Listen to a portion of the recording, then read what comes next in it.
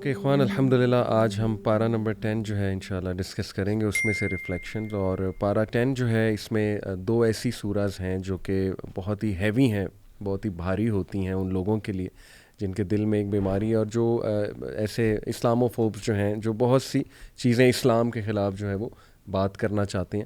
اور بلکہ میں کہوں گا کہ ایون ہمارے جو ایجوکیٹڈ کلاس ہے اس کے لیے بھی بہت کچھ اس میں ایسی چیزیں ہیں جو وہ کویسچن کرتے ہیں کہ یہ کیسے ہو سکتا ہے. تو دونوں کی تھیم ماشاءاللہ جو ہے اوور آل یہی ہے کہ جہاد کے حوالے سے، اور یہ کہ نفاق، اور it's the most difficult thing, جیسے احمد بھائی نے ایک ایپیسوڈ میں کہا تھا کہ it is the peak of the جہاد، قتال کی بات ہو رہی ہے. تو سورہ الانفال اور سورہ توبہ، میں سورہ توبہ کے حوالے سے جو ہے وہ مین تھیم بتا دیتا ہوں، اور سورہ انفال کا میں چاہوں گا کہ مغیرہ آپ بتا دیں. سورہ توبہ کی جو ہے وہ 3 میجر ٹاپکس ہیں.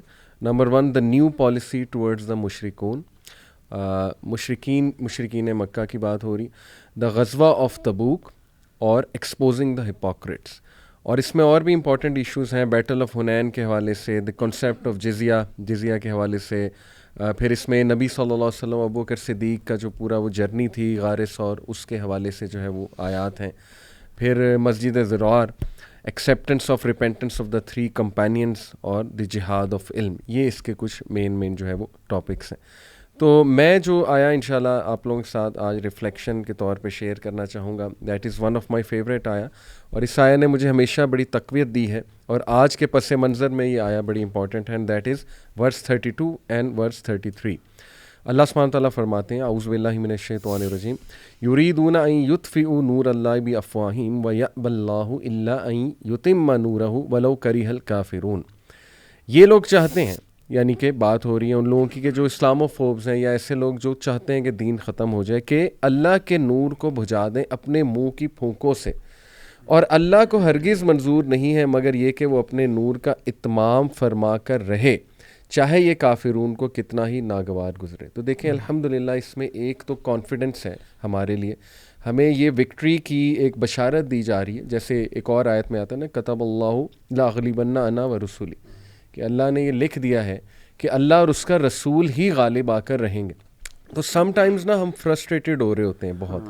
ایک تو دائز کے لیے پیغام دیا جا رہا ہے کہ فرسٹریٹڈ ٹھیک ہے بندہ ہو جاتا ہے، لیکن patience is very important, and working for the truth, working for the upliftment of دین، اینڈ ورکنگ فار سنہ، اٹس ویری امپورٹنٹ. یہ لوگ جو مرضی کر لیں، جتنے مرضی پروپیگنڈاز کر لیں، اور پروپیگنڈاز ہوتے ہیں آج کے دور میں. آپ کو پتہ ہے کہ مسلمان کو باقاعدہ ایک ٹیررسٹ کے طور پہ دکھایا جا رہا ہے، اور کس طرح سے ہیڈ لائنز بنتی ہیں، اور کیا کیا وہ ورڈز یوز کرتے ہیں، پھر آؤٹ آف کانٹیکسٹ چیزیں کوٹ کرتے ہیں.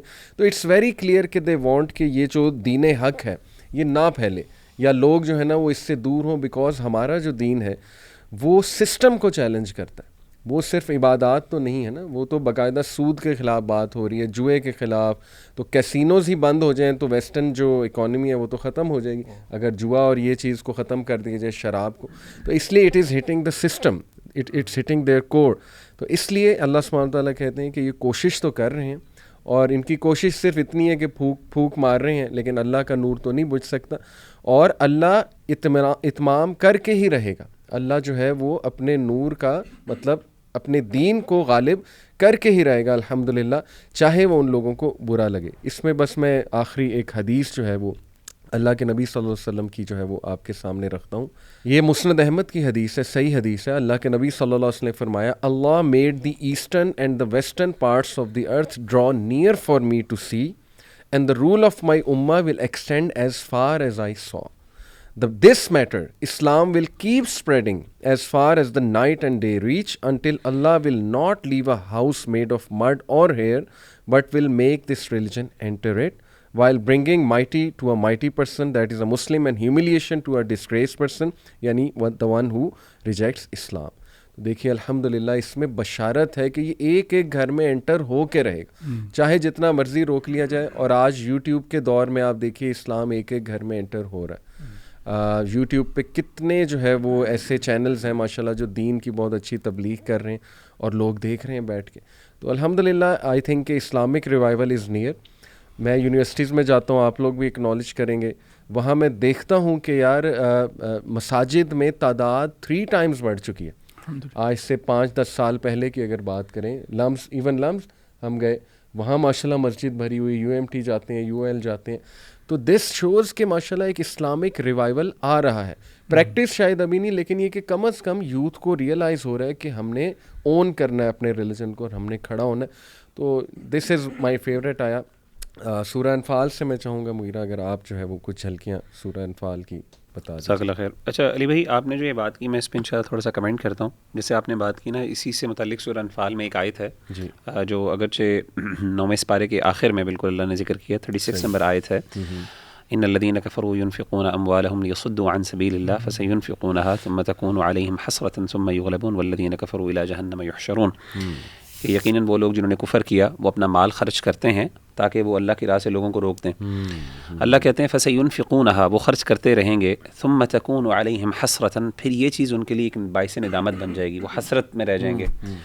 ثُمَّ يُغْلَبُونَ، پھر وہ غالب ہو جائیں گے، مغلوب ہو جائیں گے. وَالَّذِينَ كَفَرُوا إِلَى جَهَنَّمَ يُحْشَرُونَ، اور وہ لوگ جنہوں نے کفر کیا وہ جہنم کی طرف اکٹھے کیے جائیں گے. پھر آگے اللہ کیا کہتے ہیں؟ اللہ کہتے ہیں لِيَمِيزَ اللَّهُ الْخَبِيثَ مِنَ الطَّيِّبِ وَيَجْعَلَ الْخَبِيثَ بَعْضَهُ عَلَى بَعْضٍ. یعنی انداز دیکھیں اللہ تعالیٰ کا، بڑا سخت انداز ہے. اللہ کہتے ہیں تاکہ اللہ تعالیٰ خبیث اور پاک کو جو ہے آپس میں جدا کر دے اور خبیث کو بعض پر بعض اکٹھا کر دے. فَيَرْكُمَهُ، اور ایک ڈھیر لگا دے. فَيَجْعَلَهُ فِي جَهَنَّمَ، اور اس ڈھیر کو اٹھا کے جہنم میں پھینک دے. اولئک هم الخاسرون، یہی خسارہ پانے والے ہیں. تو کہنے کا مطلب یہ ہے کہ آج ہم دیکھتے ہیں western technology and the amount of funding that they are doing in fact, کہ چھوٹی چھوٹی یعنی وہ شاید فار ایگزامپل جیسے ہم ریسنٹلی دیکھ رہے تھے کہ LGBTQ کے ایجنڈا کے لیے انہوں نے ملینز اور billions of dollars they are spending. اور ہمارے ملک میں ہی اللہ معاف کرے جہاں پہ شاید اگر وہ ہمیں ویسے دے دیں یہ والا تو ہمارے بہت سے یعنی فائنینشیل اور اکنامیکل مسئلے حل ہو جائیں، اکنامیکل ایشوز حل ہو جائیں. لیکن اس کے باوجود وہ ان چیزوں پہ خرچ کر رہے ہیں، اللہ معاف کرے. لیکن اس کے باوجود اللہ تعالیٰ کی نصرت اور اللہ کی مدد ہمیشہ مسلمانوں کے ساتھ ہے. اور اللہ کہتے ہیں کہ یہ ہمیشہ ان کے لیے ندامت رہے گا، وہ کرتے رہیں گے، کبھی بھی ان کو فائدہ نہیں ہوگا. ایٹ دی اینڈ ان کو جہنم میں ڈھیر کی طرح پھینک دیا جائے گا. یہ کنکلوژن ہے. اور ایک اور ایسپیکٹ اس کا بڑا زبردست ہے کہ ویسٹ میں اسلام بڑی تیزی سے پھیلا ہے. اور آپ دیکھیں کہ آئرونک بات ہے کہ فرانس سب سے زیادہ خلاف ہے اسلام کے، لیکن سب سے زیادہ مسلمان وہیں ہو رہے ہیں. اس میں نا یہ جیسے یہ جو 2001 میں جب یہ وار آن ٹیرر شروع ہوئی، جسے ہمیں وار آف ٹیرر کہنا چاہیے، اس میں ایون اسٹیٹسٹکلی انہوں نے دیکھا کہ اسلام ایون جب وہ ایک بیڈ لائٹ میں پریزنٹ کیا جا رہا تھا اس کا تب بھی گراف بڑھنا شروع ہو گیا. بلکہ 9/11 کے بعد کہتے ہیں کہ سب سے زیادہ قرآن تب بکے ہیں اسٹورز کے اندر، اور جو تراجم قرآن کے لوگوں نے خریدے. اور وہ اسی لیے کہ انہوں نے سوچا کہ یار یہ ہے کیا اسلام، اس کے بارے میں پتہ تو کریں ہم. اینڈ بہت زیادہ لوگ جو ہیں وہ پھر کنورٹ ہونا شروع ہوئے. یہاں تک کہ پیو ریسرچ والے کہتے ہیں کہ fastest growing religion in terms of conversion not in terms of birth rates وہ اسلام ہے.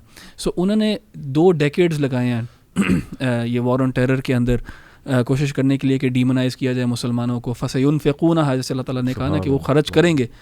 لیکن اب انہی کے لیے یہ حسرت ہے کہ یہ الٹا ہی پڑ گیا ان کو کہ جو نمبرز ہیں مسلمانوں کے وہ بڑھ رہے ہیں and بڑھتے جا رہے ہیں مسلمانوں کے یہ فیور میں. اچھا یہ جو سورہ توبہ کی بات کی نا اخی، اس میں نا ایک امپورٹنٹ چیز جو ہے وہ سورہ توبہ جو ہے یہ فتح مکہ کے بعد بالکل نازل ہوئی اور 9 ہجری میں نازل ہوئی تھی. اور آخری صورت ہے جو قرآن مجید میں جو نازل ہوئی، جیسا کہ سیدنا برا بن عازب رضی اللہ تعالیٰ عنہ فرماتے ہیں. اور سبحان اللہ اس صورت کو یعنی اس کے شروع میں بسم اللہ نہیں ہے، آپ پتہ. اور اس کے بارے میں علماء کہتے ہیں نزل بالسیف، یعنی یہ تلوار کے ساتھ نازل ہوئی. یعنی اس میں جو اللہ تعالیٰ کا جو انداز ہے اور جو جس طریقے سے اللہ تعالیٰ خطاب کر رہے ہیں لوگوں کو، وہ ایک بڑا ایک اسٹریٹ اور بڑا ہی نا ایک اتھارٹیٹیو ہے. اصل میں مسلمانوں کا یہ وہ دور ہے کہ جب فتح مکہ کے بعد مسلمانوں کو اب ایک ریاست اللہ تعالیٰ نے عطا کر دی تھی، اور اس ریاست کے بعد اب مسلمان جو ہیں پہلی دفعہ اس پوزیشن میں آئے تھے کہ اب ان کی بات کو ایک حیثیت مل رہی تھی. اور اب they were the decision makers in the Arabian peninsula نا، ایز کمپیئر ٹو یعنی جو پہلے اسے قریش کے پاس وہ لیڈرشپ تھی اور قریش وہ ڈیسیجنز لیتے تھے، جس کی وجہ سے جنگ احزاب ہوئی کہ جب انہوں نے آواز دی تو سارے اکٹھے ہو گئے ان کے ساتھ. تو سبحان اللہ اس صورت کے اندر خاص طور پہ آپ دیکھیں کہ اللہ تعالیٰ نے جو مضامین ذکر کیے ہیں ان میں سے ایک مضمون جو بڑا اہم ہے وہ یہ ہے کہ ریاستی طور پہ اللہ تعالیٰ نے کچھ احکامات ذکر کیے ہیں کہ جی مثال کے طور پہ آپ نے الولاء والبراء کے مسائل بہت زیادہ ہیں کہ مشرکین مکہ کے ساتھ آپ کی کیا فورن پالیسی ڈسکس کی گئی نا کہ منافقین کے ساتھ آپ کا کیا رویہ ہونا چاہیے، مشرکین کے ساتھ کیا رویہ، اہل کتاب کے ساتھ. پھر اس کے بعد اسی طریقے سے حرم سے ان کو نکال دیا جائے، جزیرہ عرب سے نکال دیا گیا، 4 مہینے کی مہلت دی گئی اور جو ہے نا ان کو نکال دیا گیا. اور خاص طور پہ جو آیت نمبر 5 ہے اس کا کانٹیکس اگر آپ دیکھیں تو بعض اوقات یہ آیت بڑے غلط کانٹیکس میں بھی ذکر کی جاتی ہے. یہاں پہ اللہ تعالیٰ نے ان کو کہا کہ ان کو 4 مہینے کی مہلت ہے اور حرمت والے مہینے, اور یہاں پہ وہ حرمت والے مہینے نہیں ہیں جو عام طور پہ یہاں سے مراد بیسکلی وہ والے مہینے تھے جس میں اللہ نے ان کو مہلت دی تھی کہ ان کو نکالا نہیں جائے گا. اچھا, ایک چیز جو بڑی میں یہاں پہ ذکر کرنا چاہتا ہوں سورہ توبہ کے حوالے سے, عام طور پہ نا اس آیت کو اور خاص طور پہ سورہ توبہ کی کچھ آیات کو کوٹ کیا جاتا ہے اسلام کے جو ایک پرسپیکٹو ہے جو نان مسلمس کے بارے میں وہ پریزنٹ کرنے کے لیے, ایک پکچر امیج بلڈنگ کے لیے کہ دیکھیں جی یہ قرآن جو ہے نا مشرکین کے بارے میں یعنی ہیٹ سپیچ ہے. جی بالکل ایسے جیسے کہ یہ آیت نمبر 5 ہے سورہ توبہ کی, یہ عام طور پہ بہت کوٹ کی جاتی ہے. فَإِذَا انسلخ الاشہر الحرم, جب یہ حرمت والے مہینے جس میں لڑائی منع کی گئی ہے یہ مکمل ہو جائیں, فَاقْتُلُوا الْمُشْرِكِينَ, مشرکین کو قتل کرو, حیث وجدتموہم, جہاں پہ بھی ان کو پاؤ, وخذوہم, ان کو پکڑو, وحصروہم, ان کو قیدی بنا لو, وقعدوا لہم کل مرصد, اور گھات لگا کے ہر جگہ پہ بیٹھو جہاں پہ ان پہ حملہ کیا جا سکتا ہے. فَإِن تابوا, اگر یہ توبہ کر لیں یعنی مسلمان ہو جائیں, وَأَقَامُوا الصَّلَاةَ, نماز قائم کریں, وَآتُوا الزَّكَاةَ, وَآتَوُا الزَّكَاةَ, اور زکوٰۃ ادا کریں, فَخَلُّوا سَبِيلَهُمْ, تو ان کا رستہ چھوڑ دو, ان اللہ غفور رحیم, اللہ بخشنے والے رحم کرنے والے. تو کہنے کا مطلب یہ ہے کہ یہ جو آیت ہے یہ عام طور پہ کوٹ کی جاتی ہے اس پرسپیکٹو سے کہ یہ مسلمانوں کا جو ہے نا, مسلمانوں کی یعنی فارن پالیسی یہ ہے نان مسلمس کے بارے میں, اللہ معاف کرے, حالانکہ ایسی بات نہیں, یہ ایک کانٹیکسٹ ہے جس کے اندر مسلمانوں کو, اصل میں مسلمانوں نے معاہدے سارے توڑ لیے تھے فتح مکہ کے بعد, توڑے نہیں تھے, انہوں نے کہا تھا کہ ہم آئندہ سے ہمارے معاہدے ختم ہو گئے ہیں آپ کے ساتھ. اس کی وجہ یہ تھی کہ کفار مکہ نے کئی دفعہ جتنے بھی معاہدے پہلے کیے تھے, جیسے کہ یہ جو ان کا صلح حدیبیہ جس کو کہتے ہیں, وہ انہوں نے توڑا, اور بھی بڑے توڑے. تو اس وقت مومنٹ پہ آ کے اللہ تعالیٰ نے کہا کہ اب تمہارے معاہدے ختم, اب یہاں سے نکلو, اب مسلمان جو ہیں وہ جو ہے نا وہ اب یعنی اب آپ نے تمہیں ہمارے ٹرمز کے اندر آ کے تم نے معاہدہ کرنا تو ہوگا, ورنہ ایسا نہیں ہوگا. تو یہ بھی وضاحت کی ضرورت ہے کہ سورۃ توبہ جو ہے وہ ایک خاص کانٹیکس میں نازل ہوئی ہے, اس میں جہاد کی تلقین ڈیفینیٹلی ہے, لیکن اس کی آیات کو آؤٹ سائڈ اٹس کانٹیکسٹ یا اس کے سبب نزول کو سامنے رکھے بغیر, کاز آف ریولیشن کو اس سے ڈیورس کر کے مینشن کرنا جو ہے نا وہ علمی خیانت ہے, ایسے نہیں کرنی چاہیے. اسلام کو پورا دیکھیں ایز ہے کہ اسلام کی کیا پالیسی ہے. اگر آپ یہ ورس بھی کوٹ کر دیں سورہ ممتحنہ کی ورس نمبر 8 کہ اللہ تمہیں نہیں منع فرماتا to deal justly with those جنہوں نے تمہیں گھر سے نہیں نکالا یا جنگ نہیں کی, وہ آئی تھنک بلکہ سورہ انفال میں اس سے پیچھے جو اللہ نے کیا کہا, وَإِن جَنَحُوا لِلسَّلْمِ فَاجْنَحْ لَهَا وَتَوَكَّلْ عَلَى اللَّهِ, یعنی جنگ بدر کے کانٹیکس میں کہا کہ اگر یہ تمہیں صلح کے لیے کہیں تو فوراً صلح کے لیے آپ یعنی پہل کرو, اور اس میں اگر دھوکہ دینے کی ٹینشن ہو تو اس میں ٹینشن نہ لو, فَتَوَكَّلْ عَلَى اللَّهِ, اللہ پہ توکل کرو. تو مطلب کہنے کا مطلب ہے کہ ان آیات کو عام طور پہ میں نے کہا یہ وضاحت کر دوں کہ یہ کانٹیکس بالکل ڈفرینٹ ہے, اور اس کانٹیکس کو سامنے رکھ کے اس چیز کو ڈسکس کرنا چاہیے. لیکن تھوڑا سا اس میں ہم یہ بھی دیکھیں, اس سے پچھلی جو صورت ہے سورہ انفال میں, وائل وی کلیریفائی کہ اس کو آپ جنرلائز نہیں کر سکتے, لیکن اللہ نے یہ بھی کہا ہے کہ جب ملاقات ہو جائے کفار سے, یا ایھا الذین آمنوا اذا لقیتم فئۃ فاثبتوا.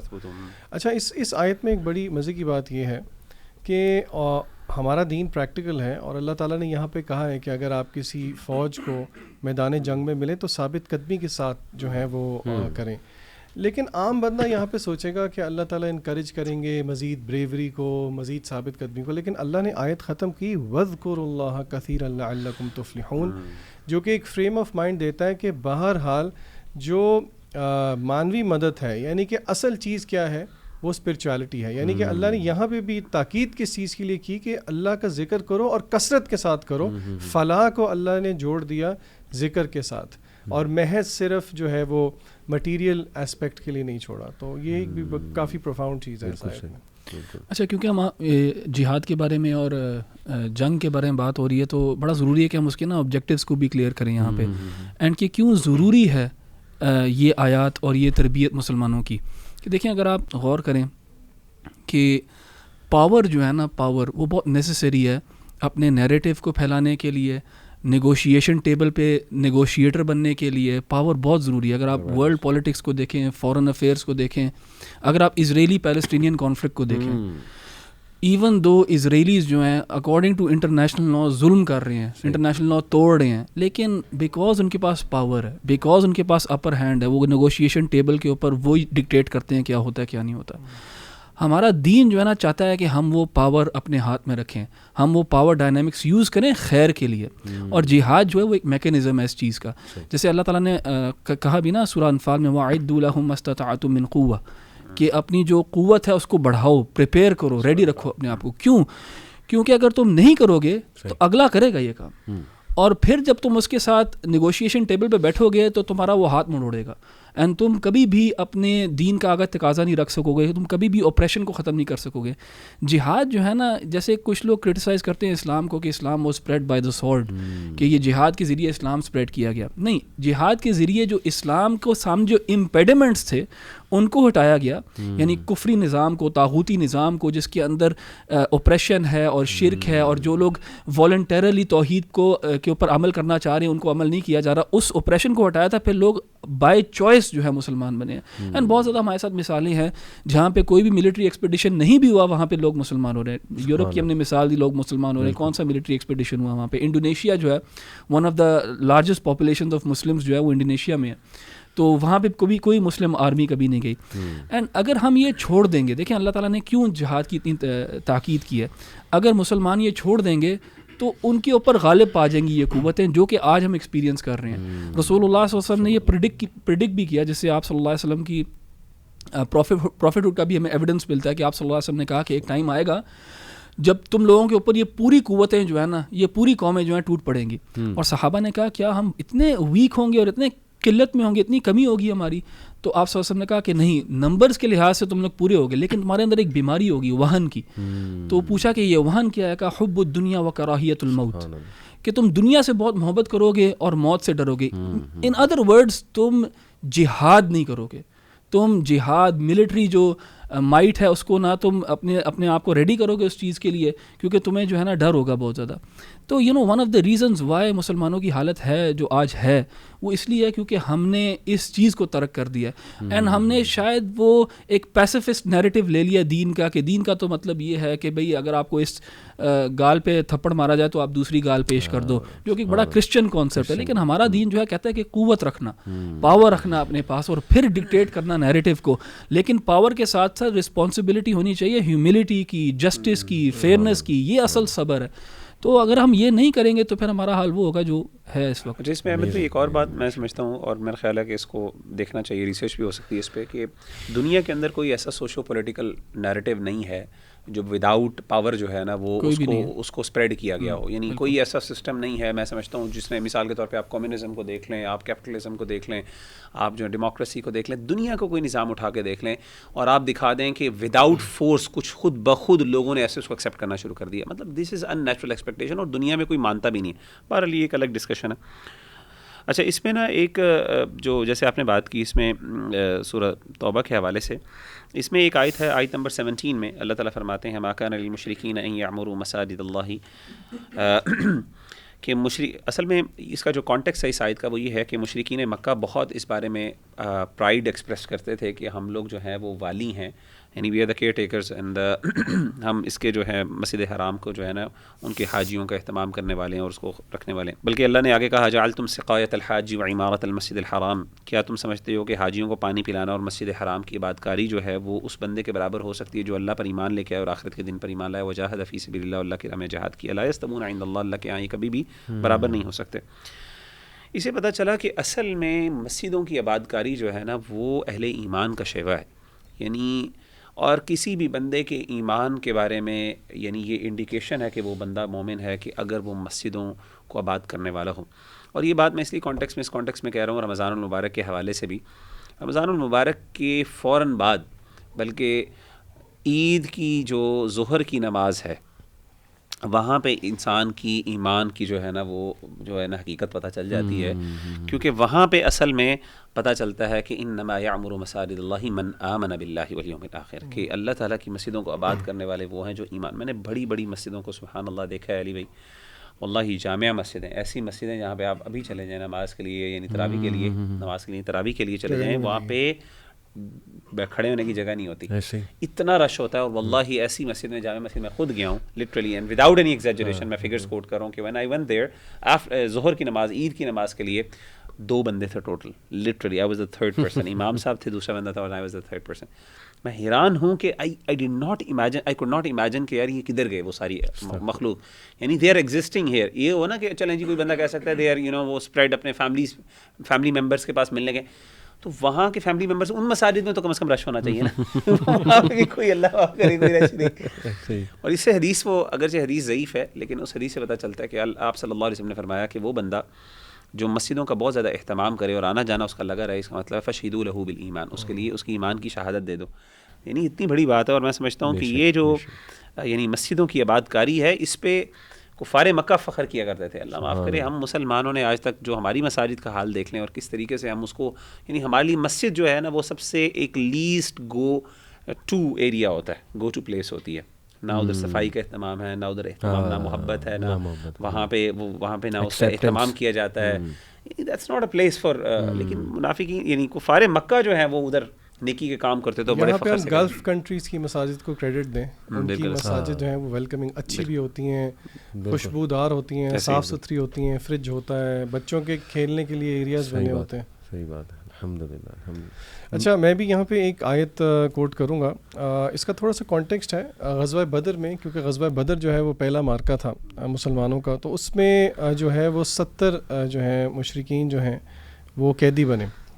تو اس میں یہ سورہ انفال کی آیت نمبر 67 ہے, ما کان لنبی ان یکون لہ اسرا it is not befitting for the prophet. اصل میں ہوا یہ تھا کہ اللہ کے نبی صلی اللہ علیہ وسلم نے, کیونکہ یہ پہلا انسیڈنس تھا مشرکین کے ساتھ جنگ کا, تو 70 جو لوگ قیدی بنے تھے ان کے بارے میں مشورہ کیا گیا کہ ان کے ساتھ, کیونکہ کوئی واضح احکام ابھی نازل نہیں ہوئے تھے کیپٹیوز کے لیے, تو کچھ لوگوں نے مشورہ دیا جن میں حضرت عمر تھے کہ ان کو قتل کر دیا جائے. اور مفسرین نے لکھا ہے کہ اصل میں یہ جو قتل کرنا تھا اس کا مقصد تھا ٹو بیسکلی نپ دا ایول ان دا بڈ, یعنی کہ مشرکین کا جو رویہ تھا مسلمانوں کے ساتھ, یعنی کہ ان کو پتہ لگے کہ ان کے خلاف بھی ایک ٹکر ہے, جو رویہ انہوں نے اختیار کیا ہوا تھا مسلمانوں کے ساتھ.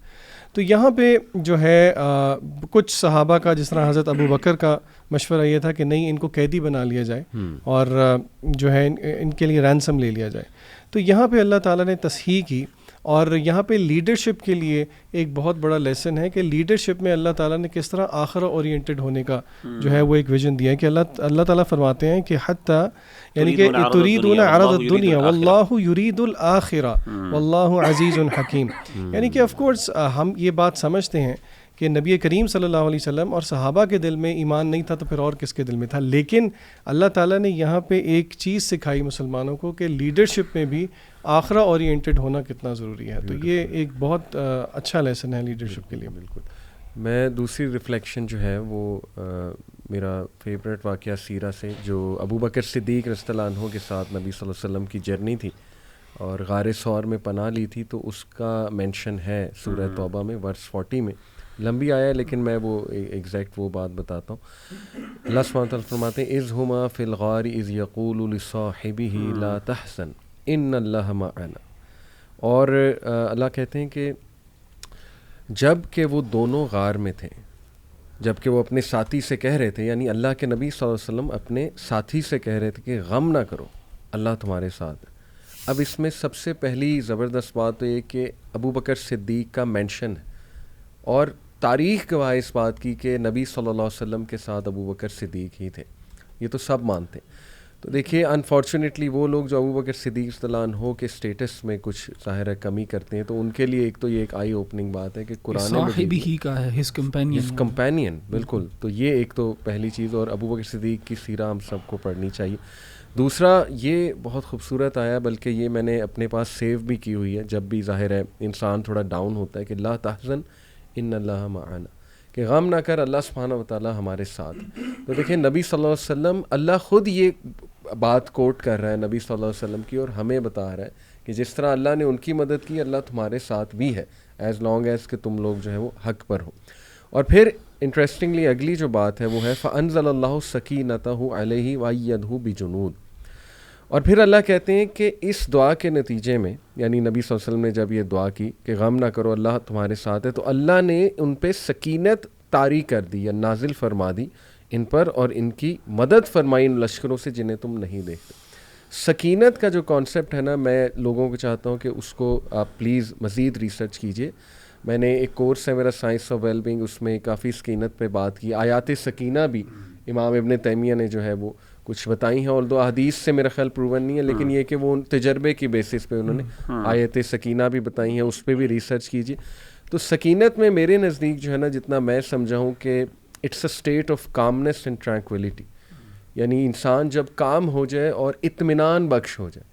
تو سکینت جو ہے نا، یہ اللہ کا گفٹ ہے، اللہ کی طرف سے دیا جاتا ہے. اور جب انسان صبر کرے، شکر کرے، تو باقاعدہ سکینت طاری ہوتی ہے، جس کو میں سمجھتا ہوں غنا بھی کہہ سکتے ہیں، کہ دل میں غنا، رچنس آف دی ہارٹ، کہ انسان کنٹینٹ ہے، انسان جو ہے وہ ظاہر ہے شکر گزاری کے ساتھ زندگی گزار ہے. تو these concepts are beautiful for me, اور یہ میری ریفلیکشن. علی بھائی ایک حدیث میں بھی آیا ہے کہ جب کچھ لوگ اللہ تعالیٰ کی کتاب یتدارسون بینہم، آپس میں ایک دوسرے کو درس و تدریس کر رہے ہوتے ہیں، تو ان میں سے کافی سارے انعام ملتے ہیں. اس میں سے ایک انعام یہ بھی ہے، نزلت علیہم السکینہ، اللہ تعالیٰ ان پہ سکینت نازل کرتا ہے. وہ ہم اسکول میں ہنستا ہوتا تھا بچوں کو کہ آپ کو قرآن لیسن میں نیند زیادہ اس لیے آتی ہے کہ وہ اللہ تعالیٰ سکینت نازل کرتے ہیں.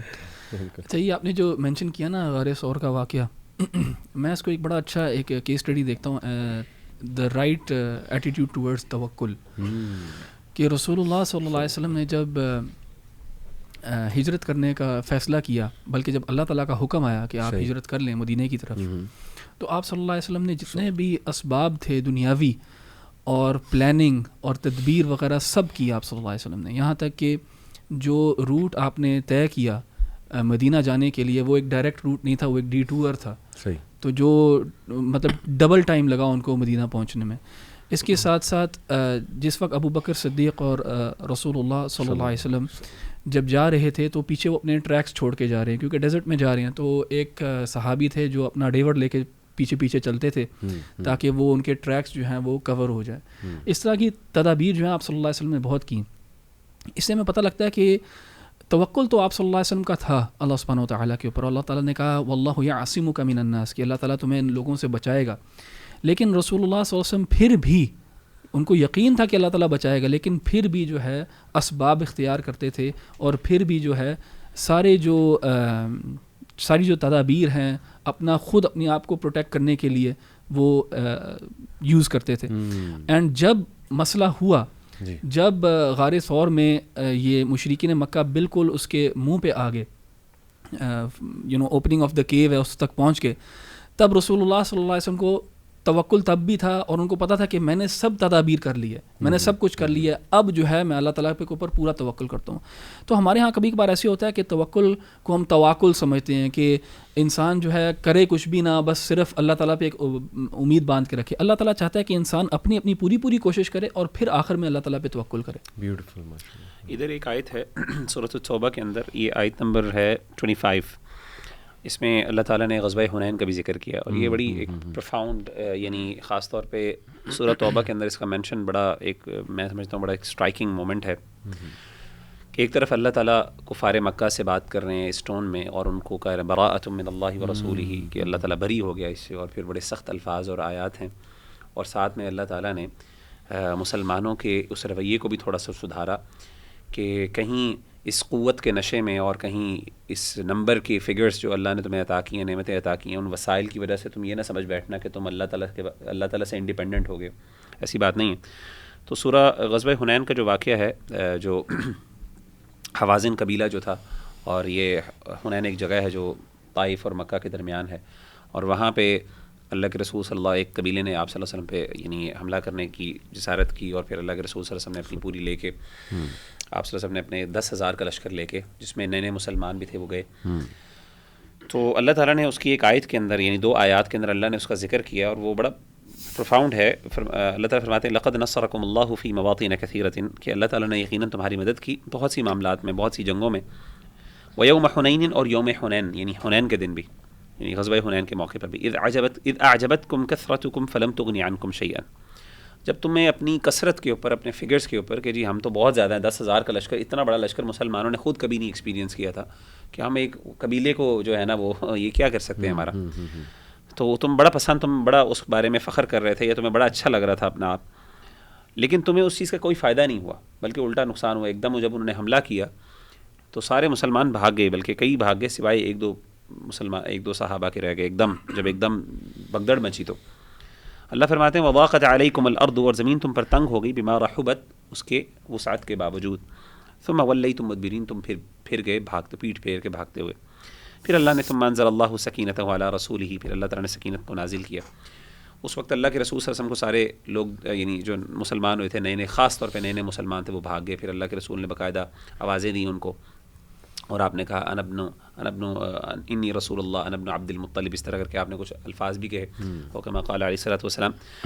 اسے پتہ چلا کہ دنیا کے اندر اصل میں کسی بھی قوم کے لیے یا کسی بھی ہمیں ڈومیننس کے لیے، ڈومینین کے لیے ضروری چیز وہ ہے، وہ دنیاوی وسائل بعد میں ہے، پہلے ایمان اور پہلے اللہ پہ توکل اور اللہ پہ اعتماد ہے، اور اللہ تعالیٰ کی نصرت یہ ضروری ہے. ہمارے ہاں اصل میں اس پوائنٹ کو اس لیے مینشن کر رہا ہوں کہ ہمارے ہاں نا بہت زیادہ یہ نیریٹو پایا جاتا ہے مسلمانوں میں کہ ہمارے پیچھے رہنے کی یعنی ویسٹ سے بہت بڑی وجہ ہماری ٹیکنالوجیکل ایڈوانسمنٹس میں کمی ہے، یا ہم نے وہ سائنس کے اندر وہ ترقی نہیں کی جس کی وجہ سے جو ہے نا وہ آج ہم پیچھے ہیں. اور یہ اس کو وجہ بنایا جاتا ہے، بنیاد، یعنی اس پہ اتنا ایمفیسس کیا جاتا ہے، اوور ایمفیسس کیا جاتا ہے، اور اس کے لیے اور پھر سارے میجرز باقاعدہ اس کے لیے لیے جاتے ہیں، اللہ معاف کرے حکومتی لیول پہ بھی. اور یہ ہم بھول جاتے ہیں کہ اللہ یہاں پہ کہہ رہے ہیں کہ تمہارے پاس کثرت بہت تھی، تمہارے پاس قوت بہت زیادہ تھی، لیکن ایک قبیلے نے تمہیں ایسا ڈرایا اس وقت ایک دم، انلیس کہ اللہ کی مدد آئی، پھر اللہ نے سکون نازل کیا، پھر صحابہ واپس آئے، انہوں نے دوبارہ حملہ کیا. تو اس کا مطلب یہ کہ اصل وسائل جو ہیں وہ پھر ایمانی وسائل ہیں، یعنی ایمان جب، اور میں سمجھتا ہوں کہ ایمانی وسائل جب بندے کے پاس ہوتے ہیں، جنگ بدر میں کیا مسلمانوں کے پاس وسائل تھے، جنگ احد میں کیا وسائل تھے، غزوہ خندق، بدر، یعنی ساری آپ جنگیں دیکھ لیں مسلمانوں کی، ہمیشہ ہماری کبھی بھی جو ہے نا وہ اسٹرینتھ جو تھی وہ کبھی بھی یعنی ملٹری نہیں ہوتی تھی یا نمبرز نہیں ہوتے تھے، ہماری یہ تھے کہ ہمارے پاس جو آرٹلری کس طرح کی ہے یہ ہمیشہ ہماری سیکنڈری ہوتی تھی. ہم نے آج تک کبھی اس پہ پراؤڈ ہے، ہم نے کبھی اس بیسس پہ جنگیں جیتی ہی نہیں ہیں کبھی تاریخ کے اندر. لیکن اس چیز کو آج نا ایک نیریٹو تھوڑا سا بدلنے کی کوشش کی. تو میں سمجھتا ہوں کہ ہمیں اپنے اس نتیجے پہ پہنچنا چاہیے کہ ہمارا اصل جب ہمارا ایمان مضبوط ہو جائے گا، مسلمان جب ایمان پر واپس لوٹیں گے تو پھر اس وقت اللہ تعالیٰ چھوٹے چھوٹے نمبر سے کم من فئۃ قلیلۃ غلبت فئۃ کثیرۃ بإذن اللہ، دوسرے اس بارے میں ہم نے پڑھا کہ کتنا چھوٹا سا لشکر بعض اوقات ہوتا ہے، 313 کا لشکر جس نے جو ہے وہ جالوت جیسے بڑے بادشاہ جو تھا اس کو جو ہے گولیات اس کو جو ہے نا وہ مار بھگایا. اور ان کو دیکھیں ہمارے پاس تو آج ایک بڑی کلیئر مثال ہے اس چیز کی کہ ایک سپر پاور نے 20 سال لگائے ایک قوم کو تباہ کرنے کے لیے اور غلبہ پانے کے لیے اور کنٹرول مینٹین کرنے کے لیے.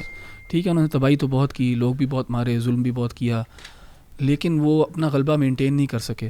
آفٹر 2 decades وہی پاور جو پہلے تھی وہی واپس آ گئی اسی طرح. تو یہ تو بڑا کلیئر ایک ایگزامپل ہے کہ ودن یعنی کوئی اس پہ مہینہ بھی نہیں لگا، دن بھی نہیں لگے، کچھ گھنٹے لگے جس سے واپس انہوں نے. سبحان اللہ، جزاک اللہ.